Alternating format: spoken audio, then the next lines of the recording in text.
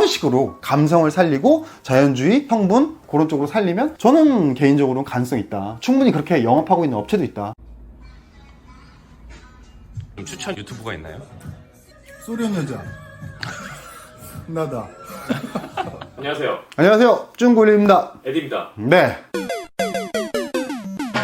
오늘은 이제 생활용품 작업에 대해서 말씀드리고자 합니다. 생활용품. 그러니까 생활용품이라고 하면 좀 이제 카테고리가 애매한데, 뭐 주로 얘기하면 세제라던가 주방용품이라던가, 늘 쓸 수밖에 없는 그렇죠. 생필품. 네, 그런 쪽인데, 이제 이렇게 화학과 좀 관련된 추천해드리는 이유가, 지금 우리가 이제 굉장히 좀 슬픈 얘기지만 가습기 살균제 같은 사태도 있었고, 그러다 보니까 사회 전반적으로 뭐 케미칼 포비아, 그러니까 포비아는 사실 뭐 공포 같은 개념이니까 사회 전반적으로 케미칼 포비아까지는 아니지만 어쨌든 어떤 뭐 화학 제품에 대한 뭐 공포까지는 아니어도 좀 경각심 이런 부분들이 좀 많기 때문에 천연이나 뭐 유기농이라던가 뭐 자연이라던가 요런 키워드로 제품이 나온 것들이 있어요. 사실 생활용품 관련해서는 과점 기업들이 있습니다. 그러니까 독과점, 뭐 모노폴리라고 하죠. 그런 기업들이 있어요. 애경이라던가 LG생건이라던가 찾아보시면 있을 거예요. 아마 4개인가 5개 정도 있을 거예요, 우리나라 기업들이. 그 다음에 아무래도 생활용품의 주로 판매 채널이, 유통 채널이 이제 대형 마트 위주로 많이 되다 보니까 이제 그런 부분들이 좀 있는데, 이 관련 데이터는 사실 제가 찾아보진 않았어요. 대부분 이 사업 업데이트를 할 때는 관련 데이터를 좀 찾아보고 그 다음에 이제 말씀을 드릴 때 데이터를 바탕으로 좀 말씀을 드려야 되니까 제 개인적인 생각과 데이터를 같이 말씀드리는 게 좋은데, 이 생활용품 관련해서는 뚜렷한 어떤 통계를 좀 찾기가 어렵더라고요. 어디서는 매출이 국내 시장이 뭐 2.4조 정도 된다 이런 얘기를 제가 본 적은 있는데, 정확하게 그게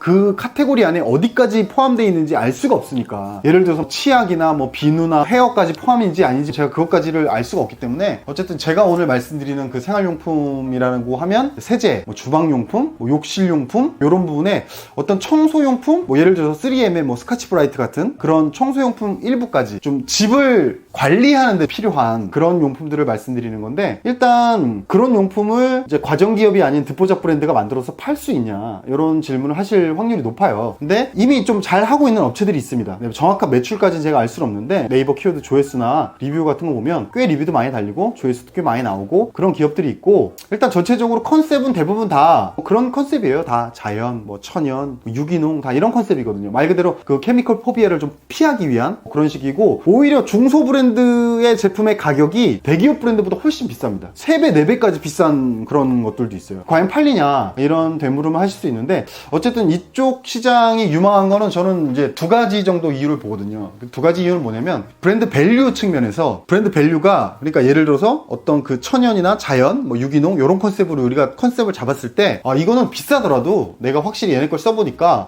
좀 그런 것 같아. 혹은 그냥 좀 믿음을 우리가 좀 심어줄 수 있다면 좀 충성 고객을 만들어내기 쉽다. 보통 생각해보시면 여러분들 중에, 영상 보시는 분들 중에 안 그러신 분들도 물론 있겠습니다만, 아마 대체적으로 어떤 특정 세제나 특정 주방 세제 혹은 치약이나 이런 것들을 정하시면 아마 그것만 좀 쭉 쓸 확률이 좀 높지 않나, 개인적으로 이렇게 보거든요. 뭐 얘 썼다가 얘 썼다가 얘 썼다가 뭐 이런 분들도 계시겠지만, 좀 하나로 쭉 쓰시는 분들도 있을 것 같고, 첫 번째는 그래서 브랜드 밸류가 어느 정도 자리를 잡으면 꽤 사업이, 비즈니스가 오래 갈 수 있다, 그런 좀 장점이 있을 것 같고, 두 번째로는 구매 주기가 상당히 짧은 편이에요. 이게 뭐냐, 뭐 예를 들어서 치약을 하면 한 달에 1개 혹은 뭐 2달에 1개, 뭐 세제를 하더라도 이 우리가 일상생활하면서 필요한 제품들이기 때문에 꾸준하게 수요가 되게 빈번하게 좀 발생하는, 그러니까 뭐 물론 한 달에 막 2-3개씩 사고 이러진 않는데 꾸준히 사는, 꾸준히 구매가 발생하는 그런 사이클을 가진 제품이기 때문에, 브랜드 밸류가 어느 정도 자리를 잡고 그 꾸준히 구매한다는 게 결합이 되면 지속적으로 좀 매출이 나올 수 있는, 안정적으로 그런 비즈니스이기 때문에 이제 추천해 드리는 거고, 예전에 이제 2016년, 그러니까 2015년 12월에 제가 화장품 비즈니스를 엑시트하고, 2016년에 이제 2016년인가 2017년인가 그때 제가 이런 관련 창업을 하려고 생각을 하고 있었어요. 그때 네. 저랑 같이 네네. 대구까지 님이 운전하셔서, 그렇죠. 우리 네. 공장까지 방문하고 네, 대구. 미팅을 같이 하셨죠. 대구였나 구미였나 정확히 기억은 안 나는데, 산업단지. 네, 무슨 산업단지였는데 그쪽에 세제. 재밌었습니다. 네네, 그때 에디랑 같이 가서 그때 유튜브 찍을 때라서 저희가 그걸 올리려고 찍었었어요. 근데 이제 한동 유튜브 쉬면서 이제 뭐 그렇죠. 버려진 영상이 되겠습니다. 예, 그렇죠. 예. 어쨌든 그때 제가 그걸 실제로 창업하려고 사업 계획서도 쓰고, 그때 제가 창업하려고 했던 아이템은 세제, 유화세제, 그 다음에 유연제, 그 다음에 뭐 세탁조 클리너, 그 다음에 뭐 주방세제, 뭐 요런 쪽 라인업으로 해서 총 라인업 10개, 11개 정도로 풀 라인업 갖춰가지고 자연주의 컨셉으로 해서 일반 우리가 대형마트에서 구매할 수 있는 그런 일반 경쟁 제품들보다 2배에서 3배 정도의 가격으로 예를 들어서 세탁세제 1리터에 대충 한 18,000원? 그 정도 생각하고 있었거든요. 근데 대형마트에서는 2리터에 뭐 6,000원 뭐 이 정도 할걸요 아마? 그러니까 가격은 사실 굉장히 비싼 거죠. 근데 그렇게 비싸게 한 팔리냐? 그런 업체가 있었어요. 제가 타겟으로 제가 항상 말씀드리지만 우리 같은 너와 나의 듣보잡 레벨은 항상 미투 전략, 그러니까 타겟 사이트, 타겟 제품이 있어야 됩니다. 타겟 제품이 있었어요. 근데 그 업체가 한 2만원 정도의 가격대여서 저는 약간 한 10% 정도 저렴하게 18,000원 정도의 컨셉으로 해서 비슷하게 해서 이제 고급스럽게 그런 식으로 좀 가려고 했는데 뭐 하여튼 하다가 만사가 귀찮아가지고 그때 이제 사업을 그냥 안 하고 그냥 계속 놀다가 하여튼 지금 이렇게 사업을 다시 하게 됐는데 저는 개인적으로 괜찮다고 봐요. 예, 이게 확장하기도 좋고, 확장하기 좋다는 게 무슨 뜻이냐면 일단 말 그대로 세탁이나 주방 관련으로 창업을 했다면 욕실 쪽까지 할 수 있고 청소용품 이런 쪽, 그 다음에 탈취제 이런 쪽까지 점점 이렇게 영역을 확장해서 생활용품 전반으로 좀 확장할 수 있는, 그러니까 우리는 자연주의 브랜드야, 우리는 유기농 브랜드야, 우리는 천연 브랜드야, 이런 식으로 컨셉을 딱 잡아놓으면 예를 들어서 뭐 물티슈라던가 이런 것까지, 혹은 정말 잘 되면 기저귀라던가 젖병까지 이런 식으로 점점 그쪽, 그러니까 우리가 케미컬 포비아라는 타이틀 안에 딱 가둬놓을 수 있는 모든 제품들 있잖아요. 과연 이게 안전할까? 뭐 예를 들어서 핸드워시도 될 수 있겠죠, 바디워시도 될 수 있는 거고, 점점 확장해 나갈 수 있는 요소가 저는 상당히 많다고 보거든요. 그러니까 제가 그때 창업을 결정했던 요소도 왜 창업을 결정했냐면, 이 비즈니스가 기본적으로 화장품 비즈니스랑 구조랑 약간 비슷한 게 있어요. 뭐 OEM 제조 과정이나 제품 브랜드 런칭 과정이나 뭐 이런 것들이 화장품이랑 매우 흡사합니다. 그러니까 저는 화장품 사업을 했던 사람이고, 그러니까 매우 흡사하기 때문에 아이템은 다르지만 일하는 과정이나 방식이 비슷하기 때문에 이걸 해야 되겠다 이렇게 생각을 했던 거고, 좀 전에 말씀드린 대로 브랜드 확장해서 라인업을 늘리기가 저는 굉장히 좀 용이하다고 생각을 했었거든요. 그렇기 때문에 개인적으로는 저는 좀 추천해드리는 아이템인데, 이제 말씀드린 건 통계적인 수치나 이런 것들을 좀 첨부해서 드면 제 말에 예를 들어서 데이터를 바탕으로 해서 좀 더 설득력 있게 들릴 수도 있을 텐데, 제가 통계적인 부분을 확인을 못해서 혹시 나중에라도 확인하면 에디한테 영상을 보내서 사진을 보내서 좀 이 이미지를 첨부할 수 있도록 제가 할 거고, 어쨌든 제 개인적으로는 좀 유망한 아이템 분야가 아닌가. 물론 매출이 막 몇십억 몇백억 이렇게 나온다 이렇게 보장은 못하겠지만, 적당한 규모의 그 천연주의 브랜드 밸류를 딱 잡으면 꽤 오랫동안 매출이 나올 수 있는 좀 아이템이 아닌가, 개인적으로 그렇게 생각합니다. 제가 그때 같이 하면서 느꼈던 거는, 제가 뭐 전문가도 아니고 저는 네네. 일반인의 입장으로서 얘기를 하는데, 어떤 상품의 종류에 두 가지가 있는 거예요. 절대적으로 대기업 제품을 믿고 사는 게 있죠. 그렇죠. 근데 한편으로 예를 들어 빵집 같이, 네네.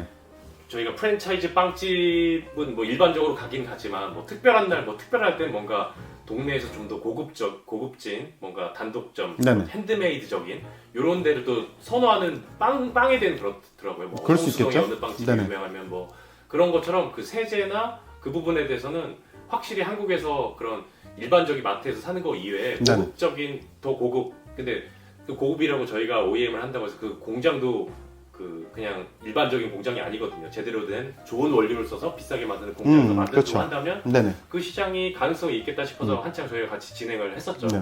그러니까 중요한 건 결국에 경쟁 우위 요소예요. 그러니까 대기업 제품의 경쟁 우위 요소는 제가 볼 때는 두 가지예요. 뭐 세 가지죠. 대기업의 브랜드 자체, 신뢰. 그러니까 대기업이니까, 뭐 애경이니까, LG 생건이니까, 뭐 이런 어떤 믿음. 두 번째는 유통 채널입니다. 그러니까 우리가 흔히 그런 걸 많이 사는 곳이 아마 대형마트하고 인터넷이 대체적으로 그러지 않을까 싶은데, 동네 슈퍼도 있겠죠. 편의점에서도 일부 판매하기도 하고요. 근데 어쨌든 그런 것들은 대형마트에서 주부들이 좀 고르는 경향이 있기 때문에 아마 그런 유통 채널 측면에서는 좀 이런 중소 브랜드들이 밀리는 측면이 있을 텐데, 온라인 쪽에서의 점유율도 계속 올라갈 수밖에 없기 때문에 저는 이제 그런 측면을 보는 거고, 마지막으로는 가격인 거죠. 가격. 대형 브랜드들은 아무래도 굉장히 많은 그 제조를 하기 때문에, 예를 들어서 뭐가 있을까요? 어떤 거 쓰십니까? 세제, 에디군은. 요즘 시국에 이런 말하기 뭐한데, 네. 저는 세제는